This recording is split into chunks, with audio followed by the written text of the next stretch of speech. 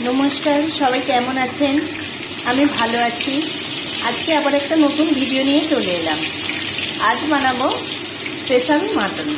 তার জন্য আমি প্রথমে নুন হলুদ মাখিয়ে সর্ষের তেলেতে আলুগুলো লাল করে ভেজে নেব।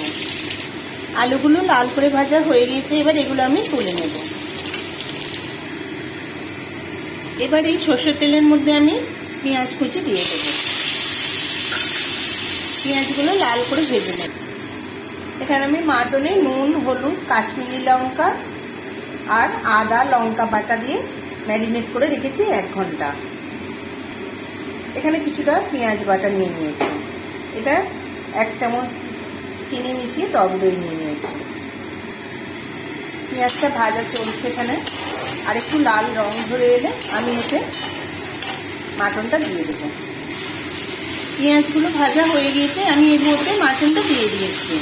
এবার এই পেঁয়াজ বাটাটাও এর মধ্যে দিয়ে দেবো।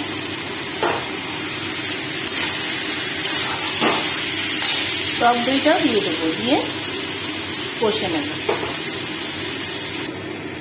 দেখুন কষা প্রায় হয়ে এসছে, আরও কিছুটা বাকি আছে। আমার মাটন কষা হয়ে গেছে। এবার এতে আমি গরম জল দিয়ে দেব। আমি এতে জল দিয়ে দিয়েছি।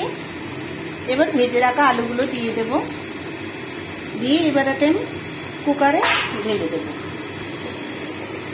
কুকারে আমি এটা দিয়ে দিয়েছি। এবার এটা 2টো সিটি দিয়ে নেব। এর মধ্যে গরম মশলা বাটাটাও দিয়ে দিয়েছি।